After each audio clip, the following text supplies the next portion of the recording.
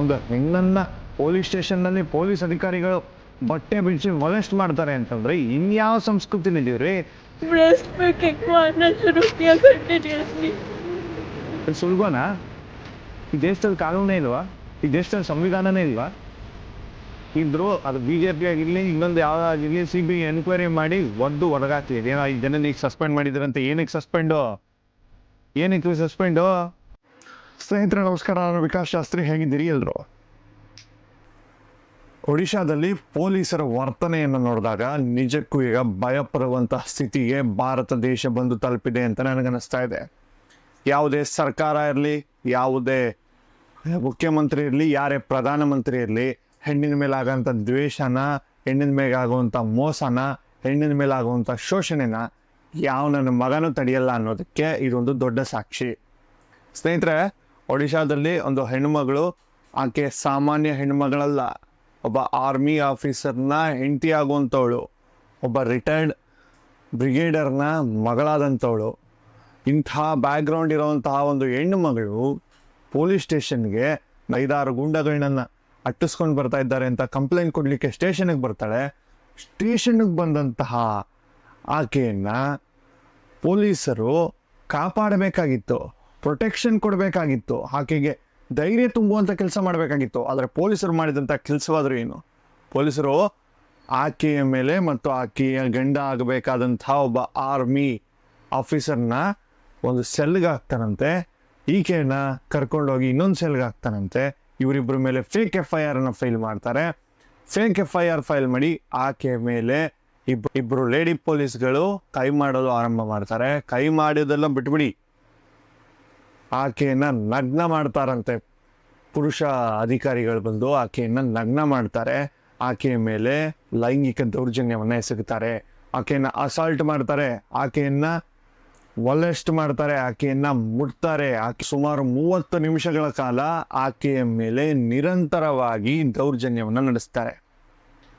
ಈ ದೇಶದಲ್ಲಿ ಪೊಲೀಸರ ಮೇಲೆ ಅತ್ಯಂತ ನಂಬಿಕೆ ಇರುವಂತಹ ವ್ಯಕ್ತಿಗಳು ಯಾರಾದರೂ ಇದ್ದರೆ ಅದು ಹೆಣ್ಣುಮಕ್ಕಳು. ಏನಾದರೂ ಸಣ್ಣ ಹೆಚ್ಚು ಕಮ್ಮಿ ಆಯಿತು ಅಂದರೆ ಬನ್ನಿ ಸ್ಟೇಷನ್ಗೆ ಹೋಗ್ಬಿಡೋಣ, ಬನ್ನಿ ಸ್ಟೇಷನ್ಗೆ ಹೋಗಿ ಕಂಪ್ಲೇಂಟ್ ಕೊಟ್ಬಿಡೋಣ ಅನ್ನುವಂಥ ಒಂದು ನಂಬಿಕೆಯನ್ನು ನಿಮ್ಮ ಡಿಪಾರ್ಟ್ಮೆಂಟ್ ಮೇಲೆ ಇಟ್ಟಿದ್ದಾರೆ. ಇವತ್ತು ಒಡಿಶಾದಲ್ಲಿ ಯಾವ ಸರ್ಕಾರ ಇದೆ? ವೆಸ್ಟ್ ಬೆಂಗಾಲ್ನಲ್ಲೇನೋ ಯಾವುದೋ ಒಂದು ನಿಮ್ಗಾಗದೇ ಇರುವಂತಹ ಪಕ್ಷಗಳಿತ್ತು. ಈಗ ಒಡಿಶಾದಲ್ಲಿ ಯಾವ ಸರ್ಕಾರ ಇದೆ ನೋಡಿ.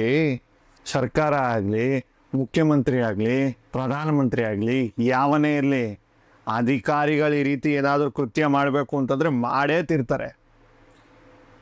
ಇವತ್ತು ಈ ದೇಶದಲ್ಲಿ ಹೆಣ್ಣಿಗೆ ಪೂಜನೀಯ ಭಾವನೆ, ದೇವಿಯ ಸ್ಥಾನವನ್ನು ಕೊಟ್ಟಿದ್ದೇವೆ, ಮಾತೆ ಪೂಜಕರು ನಾವು ಅಂತ ಬದುಕೊಳ್ಳೋರು, ಆಕೆ ಬಗ್ಗೆ ಯಾರಾದರೂ ತುಟಿಕ್ ಮಾತಾಡ್ತಾ ಇದ್ದೀರಾ? ನನಗಿನ್ನ ಆಶ್ಚರ್ಯ ಆಗ್ತಾ ಇರೋಂಥದ್ದು, ಇದು ನ್ಯಾಷನಲ್ ವೈಡ್ ಸುದ್ದಿ ಆಗ್ತಾ ಇದೆ, ಆದರೆ ಅಷ್ಟು ಸಣ್ಣ ಮಟ್ಟಕ್ಕೆ ಸುದ್ದಿ ಯಾಕೆ ಆಗ್ತಾ ಇದೆ ನನಗಿನ್ನ ಅರ್ಥ ಆಗ್ತಾ ಇಲ್ಲ.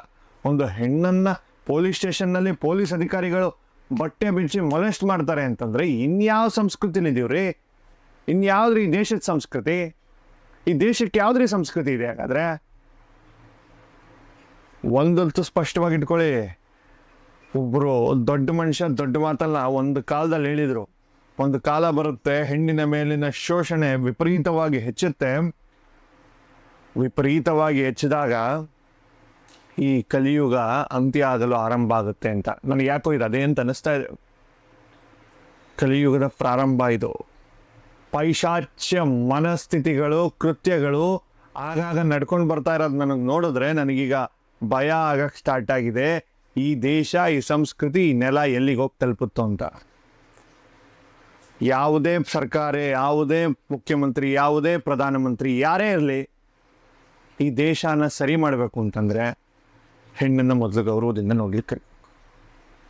ಸಾವಿರಾರು ಜನ ಸಾವಿರಾರು ರೀತಿ ಮಾತಾಡ್ತೀರ ನೀವೆಲ್ಲ. ವಿರೋಧ ಪಕ್ಷಗಳೇನು ಬಾಯಿಗೇನು ಬೀಗ ಹಾಕೊಂಡಿದೆಯಾ ನನಗೆ ಗೊತ್ತಿಲ್ಲ. ಆಕೆ ದೌಡೆ ಮುರಿಯುತ್ತೆ, ಆಕೆ ಕೈಕಾಲು ಮೂಳೆ ಮುರ್ಕೋತಾಳೆ, ಆಕೆಯನ್ನು ಒದಿತಾನಂತೆ ಸ್ಟೇಷನಲ್ಲಿ ಒಬ್ಬ ಪೊಲೀಸ್ ಅಧಿಕಾರಿ ಬಂದು. ಕಾನೂನಾತ್ಮಕವಾಗಿ ಸೂಕ್ಷ್ಮವಾಗಿ ಗಮನಿಸಿದ್ರೆ ಒಂದು ಸ್ಪಷ್ಟವಾದ ವಿಚಾರ ತಿಳ್ಕೊಳ್ಳಿ. ಹೆಣ್ಣು ನೋಡಿಬೇಕು ಅಂದರೆ ಲೇಡಿ ಪೊಲೀಸೇ ಇರಬೇಕು, ಹೊಡಿಬೇಕು ಅಂತಂದರೆ ಚಾರ್ಜ್ ಫೈಲ್ ಆಗಿರಬೇಕು, FIR ಫೈಲ್ ಆಗಿರಬೇಕು. FIR ಏನೋ ಫೈಲ್ ಮಾಡಿದ್ದಾರೆ, ಏನು ಚಾರ್ಜಸ್ ಮೇಲೆ ಅವಳು ನೋಡಿದ್ರು? ಒಬ್ಬ ಆರ್ಮಿ ಆಫೀಸರ್ನ ಅರೆಸ್ಟ್ ಮಾಡಬೇಕು ಅಂತಂದರೆ ಒಂದು ಕಮಿಷನ್ ಅಂತ ಇದೆ, ಅದಕ್ಕೆ ಎನ್ಕ್ವೈರಿ ಆಗಿ ಆ ಎನ್ಕ್ವೈರಿಗೆ ಅವ್ರು ಕೊಡಬೇಕು. ಮೋಸ್ಟ್ಲಿ CIDಗೋ ಯಾವುದಕ್ಕೊಂದು ಹೋಗುತ್ತದು. ಅಲ್ಲಿ ಹೋಗಿ ಕೇಸ್ ಹೋದ್ಮೇಲೆ ಇವ್ರು ಅದನ್ನು ಟೇಕಪ್ ಮಾಡಬೇಕು. ಒಂದು ಆರ್ಮಿ ಆಫೀಸರ್ನ ಏಕಾಏಕಿ ಹೋಗಿ ಅರೆಸ್ಟ್ ಮಾಡ್ಲಿಕ್ಕೆ ಅದು ಸುಲಭನಾ? ಈ ದೇಶದಲ್ಲಿ ಕಾನೂನೇ ಇಲ್ವಾ? ಈ ದೇಶದಲ್ಲಿ ಸಂವಿಧಾನನೇ ಇಲ್ವಾ? ಇಂಥವ್ರನ್ನ ಯಾರೇ ಆಗಿದ್ರು, ಅದು BJP ಆಗಿರಲಿ ಇನ್ನೊಂದು ಯಾವುದೋ ಆಗಿರಲಿ, CBI ಎನ್ಕ್ವೈರಿ ಮಾಡಿ ಒದ್ದು ಒಳಗಾಕಿ. ಅದೇನೋ 5 ಜನ ಈಗ ಸಸ್ಪೆಂಡ್ ಮಾಡಿದ್ರಂತೆ. ಏನಕ್ಕೆ ಸಸ್ಪೆಂಡು? ಏನಕ್ಕೆ ಸಸ್ಪೆಂಡು? ಒದ್ದು ಒಳಗಾಕಿ. ಒಂದು ಹೆಣ್ಮಗು ಬಂದು ತನಗೆ ರಕ್ಷಣೆ ಬೇಕು ಅಂತ ಪೊಲೀಸ್ ಸ್ಟೇಷನ್ಗೆ ಬಂದರೆ ನೀವೇ ಸರಿಗೆ ನೋಡ್ಕೊಂಡಿಲ್ಲ ಅಂತಂದ್ರೆ ಇನ್ಯಾರಿಗೆ ನೋಡ್ಕೋತಾರೆ? ಇನ್ಯಾರು ನೋಡ್ಕೋತಾರೆ?